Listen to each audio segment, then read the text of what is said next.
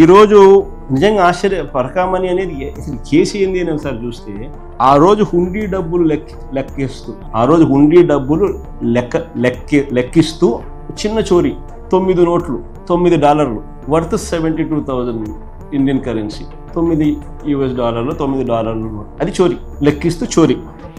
జగన్ మీడియాతో మాట్లాడుతూ పరకామణిలో కేవలం 9 కాగితాలు మాత్రమే పోయాయి అని నిస్సిగ్గుగా నవ్వుతూ చెప్పిన తీరు చూశారుగా. అబద్ధాన్ని కూడా ఇంత ధైర్యంగా ఇంత నిర్లజ్జగా చెప్పగల నాయకుడు ఉండడం నిజంగా ఆశ్చర్యమే. దోపిడీ జరిగిందని నిర్ధారించిన తర్వాత లోక్ అదాలత్లో రాజీ చేయించిన మాట వాస్తవం కాదా? ఆ రాజీలో భాగంగా డబ్బులు కొట్టేసిన రవికుమార్ 14 కోట్లు తిరిగి ఇవ్వడం నిజం కాదా? ఈ తతంగం అంతా నడిపించింది నీ బాబాయ్ భూమన కరుణాకర్ రెడ్డి కాదా?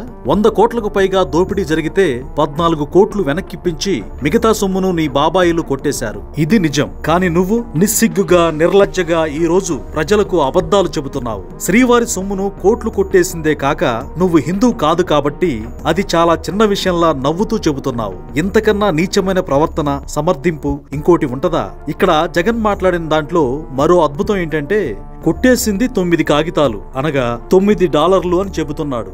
వాటి విలువ 72,000 అంటున్నాడు. ఈ రోజు డాలర్ విలువ రూపాయికి 89.92గా ఉంది. అంటే $1కు 90 రూపాయలు వస్తాయి.